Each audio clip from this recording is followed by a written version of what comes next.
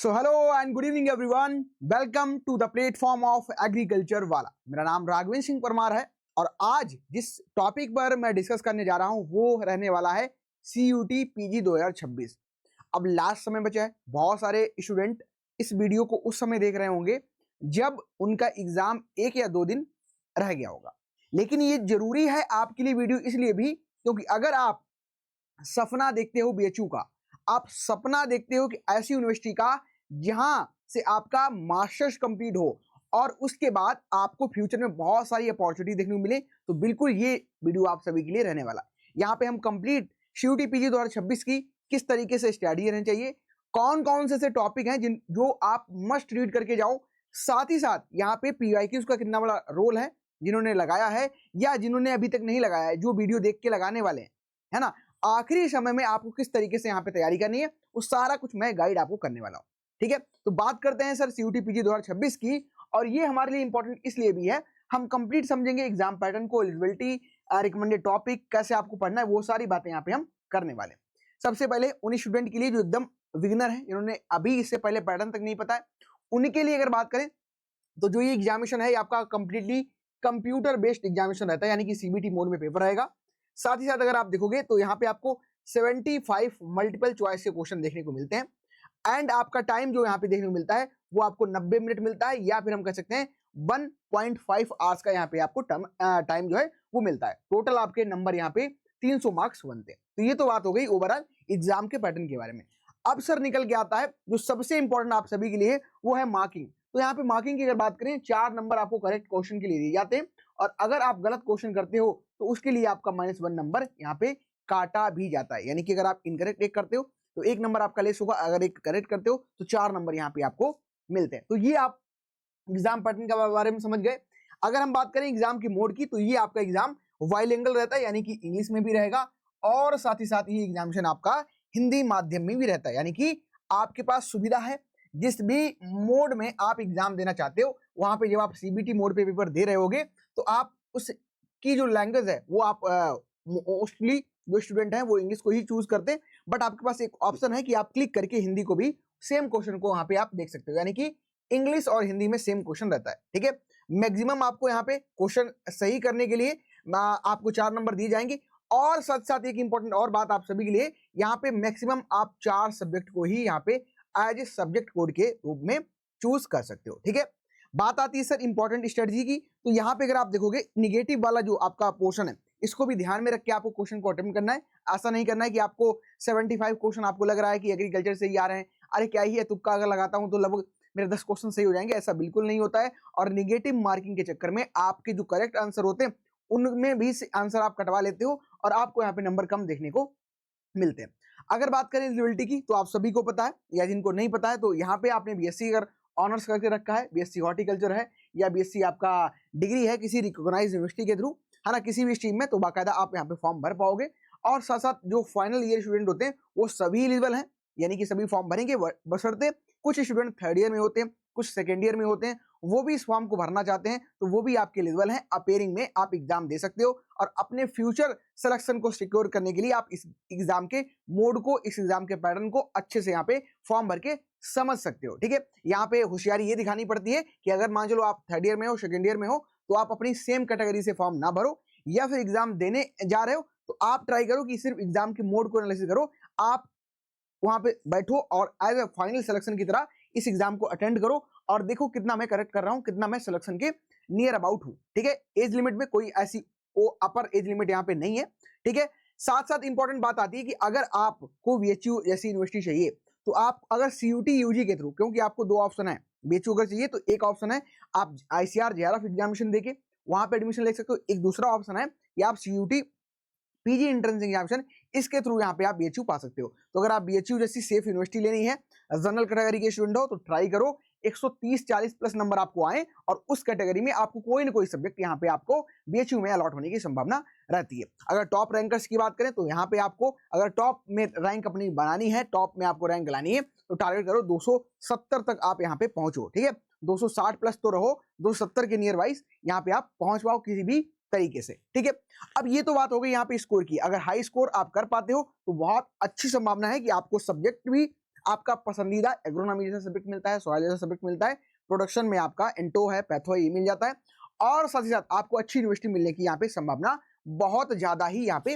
रहती है। इसके अलावा अगर हम लोग बात करें जैसे कि मोस्ट डिमांडिंग सब्जेक्ट कौन कौन से, ये डिपेंड इसलिए भी करता है कि आपका बैकग्राउंड क्या है और आप फ्यूचर में क्या करना चाहते हो। जैसे कि बहुत सारे स्टूडेंट हैं जेनेटिक्स प्लांट ब्रीडिंग को कंसीडर करते हैं, बहुत से ऐसे स्टूडेंट हैं जो सॉइल एग्रोनॉमी को एज अ सिक्योर सब्जेक्ट के रूप में मानते हैं, बहुत से ऐसे स्टूडेंट हैं जो प्लांट प्रोटेक्शन वाला पोर्शन हमारा है उसको बहुत अच्छा सब्जेक्ट मानते हैं। तो ये पर्सन बाय पर्सन वेरी भी कर सकते हैं, आप देख सकते हो कि आपके लिए कौन सा यहाँ पे बढ़िया पीजी में सब्जेक्ट रहने वाला है। ठीक है, तो ये इंपॉर्टेंट बात हो गई।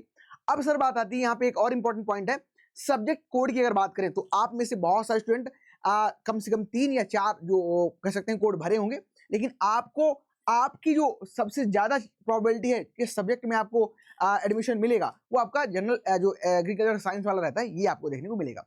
यानी कि आप एक जो कोड आपका SCQP0 यहाँ पे फॉर्म भर सकते हो। इसके अलावा ये आपका MSc एग्रीकल्चर जनरल, यहाँ पे एग्रोनॉमी भी है, आपका सॉइल भी है, इसके अलावा आपका जेनेटिक्स है, पैथो भी है, एंटोलॉजी भी है, और बहुत सारे सब्जेक्ट इसी में आपको देखने को मिलते हैं। एग्रो फॉरेस्ट्री भी है, कुछ स्टूडेंट जो फॉरेस्ट्री बैकग्राउंड से बिलोंग करते हैं वो आपको यहाँ पे ऑप्ट कर सकते हैं। हॉर्टिकल्चर मोस्टली एग्रीकल्चर के बाद में हॉर्टिकल्चर को स्टूडेंट प्रायोरिटी देते हैं, तो यहाँ पे SCQP16 को भी वो ऑप्ट करते हैं। तो यहाँ पे आपको हॉर्टिकल्चर से रिलेटेड फ्रूट हो गया, वेजिटेबल हो गया, लैंडस्केपिंग हो गया, ये सब्जेक्ट यहाँ पे देखने को मिलते हैं। इसके अलावा एक सब्जेक्ट आपका SCQP25 है, यहाँ पे आप प्लांट बायोटेक को लेते हो और यहाँ पे टिश्यू कल्चर से रिलेटेड सब्जेक्ट आपको देखने को मिलते हैं। एक आपका है SCQP28, ये आपका सॉइल साइंस और वाटर कंजर्वेशन का है, BHU का एक डिपार्टमेंट है, इसको हम सॉइल कंजर्वेशन और वाटर इंजीनियरिंग के नाम से जानते हैं। वो डिपार्टमेंट यहाँ पे अपना अलग से पेपर करवाता है और साथ साथ वहाँ पे अलग से सीटें रहती हैं, तो उसको भी आप यहाँ पे चूज कर सकते हो। बहुत से स्टूडेंट अपना यहाँ पे दिमाग खर्च करते हैं और यहाँ पे फॉर्म भर देते हैं, तो सिलेक्शन उनके थोड़े ज्यादा रहते हैं कि इस कैटेगरी में ज्यादा फाइट है, तो मैं काम करता हूँ सेपरेट अपना निकल जाता हूँ, इसके थ्रू एडमिशन ले लूंगा। इसके अलावा बहुत सारे स्टूडेंट का जो कह सकते हैं फेवरेट है, या आज की अगर फ्यूचर जनरेशन की बात करें तो उनके माइंड में ABM एग्री बिजनेस मैनेजमेंट बहुत सब्जेक्ट बढ़िया देखने को मिलता है और बहुत सारे स्टूडेंट इसी में जा रहे हैं। यहाँ पे अगर आप एडमिशन ले रहे हो तो बरगच्छा राजीव गांधी साउथ कैंपस सबसे बेस्ट देखने को मिलता है, क्योंकि आप देखोगे BHU में भी कैंपस है लेकिन वहाँ पे FABM है, तो वो इतना अच्छा नहीं जितना आपका ABM। अगर चाहते हो तो राजीव गांधी साउथ कैंपस को आप ऑप्ट करो, वहां पे एडमिशन लो, वहां पे पैकेज बड़ा बढ़िया है। लेकिन हाँ, ABM भी आपके पास एक चॉइस है, यहाँ पे भी आप एडमिशन ले सकते हो। ध्यान रखना कि आप मैक्सिमम आप यहाँ पे 4 सब्जेक्ट कोड को ही एक साथ यहाँ पे फिलअप कर पाओगे। अब बात आती है सर सिलेक्शन, यानी कि यही जो आपकी स्लाइड है ये सिलेक्शन स्लाइड रहने वाली है सर। कैसे? हमें पता होना चाहिए लास्ट टाइम में कि किस सब्जेक्ट का कितना वेटेज है। वैसे तो ये हर साल चेंज भी होता रहता है, ऊपर नीचे क्वेश्चन आपको देखने को मिलेंगे, किसी कम किसी के ज्यादा, लेकिन मोस्ट प्रोबेबिलिटी यही रहती है कि सर एग्रोनॉमी के हमें 10 से लेके 12 क्वेश्चन यहाँ पे देखने को मिलते हैं, वो भी इन डेप्थ। ठीक है, बात करें कौन कौन से टॉपिक जो कि NTA पेपर सेट करता है तो ध्यान में रखता है उनको, तो वहाँ पे क्रॉपिंग सिस्टम और पैटर्न से क्वेश्चन बन जाते हैं। ठीक है, कि मिक्स क्रॉपिंग क्या है, मल्टी टियर सिस्टम क्या है, बहुत बार मैंने एग्जामिनेशन दिया तब भी यहाँ से क्वेश्चन आए और हाल फिलहाल आ भी रहे। इसके अलावा एग्रीकल्चर टर्मिनोलॉजी में रेट्यूनिंग है, एरोइंग है, पैगिंग है, सेलिंग है ना, डेस्किंग है, डिटेलिंग है, बहुत सारे ऐसी टर्मिनोलॉजी है, वहां से भी क्वेश्चन फैक्ट बन जाते हैं। टिलेज बहुत बढ़िया टॉपिक है, यहाँ से भी क्वेश्चन 1-2 बन जाते हैं। माइक्रो इरिगेशन, इरिगेशन सिस्टम क्या है, वाटर मैनेजमेंट किस तरीके से करेंगे, यूज एफिशिएंसी कैसे निकालेंगे, मेथड कौन कौन से इरिगेशन के हैं, तो वहां से क्वेश्चन, और इरिगेशन की डिफरेंट स्टेज जो है वहां से क्वेश्चन देखने को मिलते हैं। यानी कि एग्रोनॉमी को तो आपको कवर करके जाना ही जाना है। दूसरा और मोस्ट इंपॉर्टेंट सब्जेक्ट जो हमें देखने को मिलता है यहाँ पे, that is genetics and plant breeding. भाई जेनेटिक्स प्लांट ब्रीडिंग सबके लिए हुआ सब्जेक्ट है, लेकिन जिन्होंने पढ़ा है उनको यहाँ पे एडवांटेज देने ही वाला है। यहाँ पे आप देखोगे तो 10 से लेके 12 क्वेश्चन आपको हर साल देखने को मिलते हैं। मेंडल के लॉ की बात करें, सेल बायोलॉजी की बात करें, ब्रीडिंग की बात करें, हेटेरोसिस की बात करें, म्यूटेशन से बात करें, सीड टेक की बात करें, तो सारे तरीके से क्वेश्चन यहाँ पे आपको देखने को यहाँ पे मिलते हैं। और फिर आता है सबसे बढ़िया और सबसे कह सकते हैं कि scoring subject, that is plant pathology. क्यों? क्योंकि सर यहाँ पे आपको अगर आप थोड़ी भी चीजों को रट लेते हो, कुछ चीजों को आप समझ पाते हो और एक रटने का और समझने का एक कॉम्बिनेशन आप बिठा सकते हो, तो ये आप यहाँ पे बिल्कुल आप प्लांट पैथोलॉजी के 10 से 12 जो क्वेश्चन आते हैं उनको आप करेक्ट कर सकते हो। हिस्ट्री से क्वेश्चन पूछे जाते हैं, माइकोलॉजी से क्वेश्चन पूछे जाते हैं, हिस्ट्रिकल डेवलपमेंट से क्वेश्चन पूछे जाते हैं, साइंटिस्ट के नाम से क्वेश्चन पूछे जाते हैं, बहुत सारे आपके फैक्ट बेस्ड क्वेश्चन पूछे जाते हैं, कॉजल ऑर्गेनिज्म से क्वेश्चन पूछे जाते हैं, disease, fungus, bacteria, virus, nematode, और सभी तरीके के आपके एमएलओज वगैरह जो हो गए वहां से क्वेश्चन बनते हैं। डिजीज के सिम्टम से क्वेश्चन बन जाता है, साथ ही साथ इनके मैनेजमेंट को कैसे हम कर सकते हैं वहां से क्वेश्चन बनता है। और फिर आता है हमारा सबका सबसे पसंदीदा subject, that is soil science, यानी कि मृदा विज्ञान। यहाँ से भी आपको 8 से लेकर 10 क्वेश्चन देखने को मिलते हैं, है ना। चाहे बात करें केमिकल प्रॉपर्टी की, चाहे बात करें फिजिकल प्रॉपर्टी की, चाहे बात करें प्रॉब्लमेटिक सॉइल की, चाहे हम लोग यहाँ पे बात करें आपका कैसे आप इनको मैनेजमेंट कर सकते हो, फर्टिलिटी वाला चैप्टर हो गया, मिनरल वाला चैप्टर हो गया, ये बहुत सारे इंपॉर्टेंट चैप्टर हैं जहां से क्वेश्चन आपको देखने को मिलते हैं, ठीक है। तो ये ट्रेंडिंग टॉपिक्स हैं, ट्रेंडिंग सब्जेक्ट हैं, इनको जरूर आप पढ़ के जाओ। साथ ही साथ जो माइनर सब्जेक्ट है इनको छोड़ना नहीं है। सर बात करें किसकी, हॉर्टिकल्चर की, तो 5 से 7 क्वेश्चन देखने को मिलते हैं। कौन कौन से टॉपिक है, तो ऑर्चर्ड का लेआउट कैसे करेंगे, orchard, square system, rectangle, hexagonal, यहाँ से क्वेश्चन आते हैं। ट्रेनिंग और प्रूनिंग सिस्टम बहुत इंपॉर्टेंट है सर, क्वेश्चन बनते ही बनती हैं, आज नहीं आप कभी भी पास्ट में चले जाओ, पीवाईक्यू उठाओगे तो बिल्कुल यहाँ से क्वेश्चन आता है। प्रोपोगेशन मेथड कह सकते हैं कि किसी भी एग्जाम की बात करो, सीयूटी नहीं, हर एक एग्जामिनेशन में अगर हॉर्टिकल्चर क्वेश्चन आ रहा है, एक या दो क्वेश्चन आपको सेक्सुअल और असेक्सुअल मेथड टेक्निक से क्वेश्चन देखने को मिलते हैं।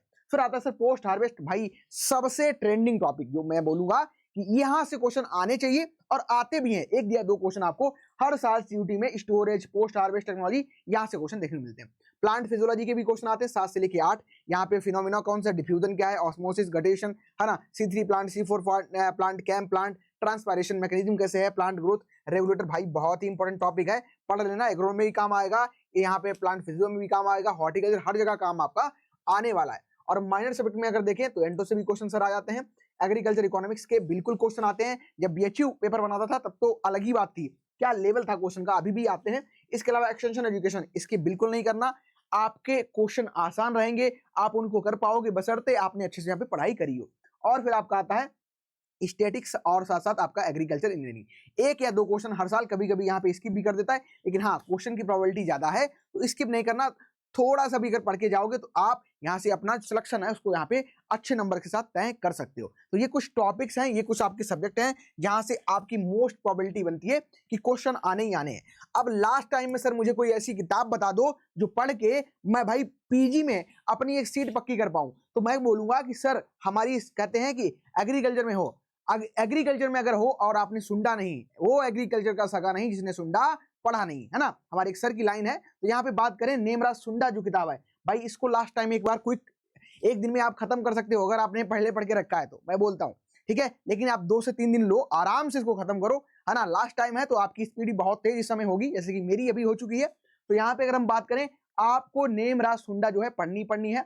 फिर बात आती है अगर कोई ऐसा स्टूडेंट, क्योंकि आपकी जो सीयूटी के टॉपर्स हैं, सीयूटी के जो हाई स्कोरर स्टूडेंट है, उन्होंने भी रिकमेंड करा है, और मेरी सबसे पसंदीदा जो किताब रहने वाली है अगर बात करें 2025-26 की, तो सबसे फेवरेट किताब रहेगी अशोक सिंह मालवा सर की किताब, है ना, बहुत प्यारी किताब है, 2 वॉल्यूम है, वैसे तो खत्म नहीं कर पाओगे आप कम दिनों में, लेकिन जो भी स्टूडेंट देख रहे हैं इस वीडियो को आगे एग्जाम देने के लिए, तो भाई ये बुक खरीद लो या पीडीएफ कहीं से अगर मिल पा रही ले लो, लेकिन मैं बोलूँ खरीद लो तभी बढ़िया है, और इसको जरूर 1 से 2 बार रिवाइज करो। ये आपका कह सकते हैं इसका एडवांस वर्जन अगर आपको पढ़ना है तो आप बिल्कुल अशोक सिंह मालवा सर की किताब पे जा सकते हो। क्वेश्चन फंसने ही फंसने, भाई 2 किताबें आपकी एकदम निकाल देंगी काम आपका। लेकिन वही बच्चे जो एकदम भाई विनर है, एकदम शुरुआत से पढ़ना चाहते हैं, मुझे सर ये भी नहीं आता क्रॉपिंग सिस्टम क्या है, मुझे चीजें समझनी है सर, ऑस्मोसिस क्या है, डिफ्यूजन क्या है, बहुत कठिन है, समझ नहीं आ रहा सर, तो फिर मैं बोलूंगा कि जाओ अरुण कत्यान किताब पे पहले अपने फंडामेंटल्स को स्ट्रॉन्ग करो, आफ्टर दैट इन बुक्स पे आओ, क्योंकि यहाँ पे आपको चीजें दी हुई हैं, बट एक एडवांस स्टूडेंट के लिए है जो पढ़ के पहले रखा है, जो अपने सेमेस्टर्स में अच्छे से पढ़ाई कराए, उनके लिए बुक है। अब सुंडा को आप 3 बार पढ़ो, 4 बार पढ़ो, आपको हर बार एक नई चीज देखने को मिलती है, और ये नई चीज आपको ऐसा नहीं आप स्किप कर रहे हो बिकॉज आपने उसको पहले पढ़ा नहीं, आप उसमें नई एक बार आपको मिल रहा है तब आप नई बार उसको देख रहे हो, तो उस तरीके से आपको चीजें देखने को मिलती है। इन बुक को जरूर लगा के जाइए, यहाँ से जरूर पढ़ के जाइए, और इस तरीके से आप सिलेक्शन को यहाँ पे अपना पक्का कर सकते हो। सबसे इंपॉर्टेंट और जरूरी बात, आपको 3 से 4 साल के पीवाईक्यूज अवेलेबल हैं, नहीं अगर आपको कहीं मिल रहे तो अभी भी आपके पास एक चैनल मिला है आपको, जो कि है राघवेंद्र सिंह परमार का, आप इसको पीडब्ल्यू सर्च मारोगे देन मैं आपको यहाँ पे मिल जाऊंगा, और यहाँ पे आपको पीवाईक्यूज मैंने अवेलेबल करवाए हैं 3 से 4 साल के पीडीएफ के साथ। जाइए एनालाइज करिए, सर किस किस टॉपिक से क्वेश्चन आए उन टॉपिक को पढ़िए, ठीक है, तो पीवाईक्यूज का एनालिसिस जरूर करना है आपको। साथ ही साथ आपको यहाँ पे मॉक टेस्ट लगाते रहना है सर, जितना भी टाइम अभी है, 1 दिन का, 2 दिन का, 4 दिन का, 10 दिन का, जितना भी टाइम आपके पास है सर, अभी भी मॉक टेस्ट प्रैक्टिस करने भूलना नहीं है। Practice makes a man perfect, यानी कि अगर आप सेम अकॉर्डिंग टू एग्जाम के पैटर्न के अकॉर्डिंग क्वेश्चन को प्रैक्टिस करते हो, नेगेटिव मार्किंग कंट्रोल करते हो, तो आपको एग्जाम में बहुत सारी हेल्प यहाँ पे होने वाली है। यानी कि मॉक टेस्ट डेली आपको बेसिस पर यहाँ पे फुल लेंथ अभी लगाने हैं। साथ ही साथ आपको फोकस करना है जो हाई वेटेज टॉपिक्स हैं उनपे, आपको डेली स्टडी करनी है, आपको डेली प्रैक्टिस करनी है, डेली आपको रिवीजन करना है। और सबसे इंपॉर्टेंट जो इस समय है that is the practice and revision. Study ना भी करो चलेगा, लेकिन ये 2 काम आपको सर करने ही करने हैं। कौन सा? एक सर प्रैक्टिस और एक सर यहाँ पे रिवीजन। इसके अलावा शॉर्ट नोट्स जो आपने बनाए हैं या खुद के पहले से कभी नोट्स बना के रखे हैं तो निकाल लो भाई, समय आ चुका है ब्रह्मास्त्र निकालने का, क्योंकि वो आपके हैंड रिटन नोट्स हैं। उनको एक बार पढ़ोगे आपको सारी चीजें दिमाग में आपके जाने वाली हैं। ठीक है, तो आप शॉर्ट नोट्स को बनाओ, उनको आप रिवाइज करो और स्मार्ट तरीके से। ऐसा नहीं कि सर 8-8 घंटे पढ़ रहे हैं, तबियत खराब है, बुखार आ गया, लेकिन छोड़ूंगा नहीं, मुझे सिलेक्शन लेना नहीं। सर आप स्मार्ट स्टडी करो, है ना। आप टाइम स्लॉट को बांटो, 45 मिनट का स्लॉट निकालो, फिर 15 मिनट आप गैप लो, फिर 45 मिनट पढ़ो, फिर स्लॉट। इस तरीके से आप पढ़ाई करो, यानी कि पोमोडोरो टेक्निक जो होती है पढ़ाई की, उसको फॉलो करो यहाँ पे। ठीक है, और बहुत कठिन एग्जामिनेशन नहीं है बिल्कुल। अगर आपको लगता है कि आपकी सारी चीजें एकदम बहुत बेहतरीन तरीके से हैं, आपने सारे काम करके रखा है, तो बाकायदा, है ना, पढ़ाई अच्छे से करो और इस एग्जाम को आप आसानी से क्रैक कर सकते हो। ठीक है, मुश्किल कुछ भी नहीं है। अगर आपने मन बना लिया है, आपने ठान लिया है, आपका फोकस एकदम उसी एग्जाम के लिए है, अभी इधर चीजों को आप नहीं कर रहे हो, अभी भी आप सिलेक्शन यहाँ पे अपना ले सकते हो बढ़िया यूनिवर्सिटी में, बढ़िया सब्जेक्ट का। ठीक है, तो सक्सेस बिल्कुल आपको मिलने वाली है, बशर्ते आपको डेडिकेशन के साथ लगे रहना है, डेली प्रैक्टिस करनी है, डेली रिवीजन करना है और अच्छी तरीके से यहाँ पे फुल लेंथ मॉक टेस्ट लगाने हैं। जो भी इंपॉर्टेंट बातें बताई हैं उनको ध्यान रखना, और आपको 2026 में एक अच्छी यूनिवर्सिटी, एक अच्छा सब्जेक्ट लेने से कोई नहीं रोक सकता, ये मेरा वादा है। और आपको अपने पे बिलीव करके बढ़िया तरीके से यहाँ पे एग्जामिनेशन देना है। Thank you everyone, thank you for watching, wish you very best.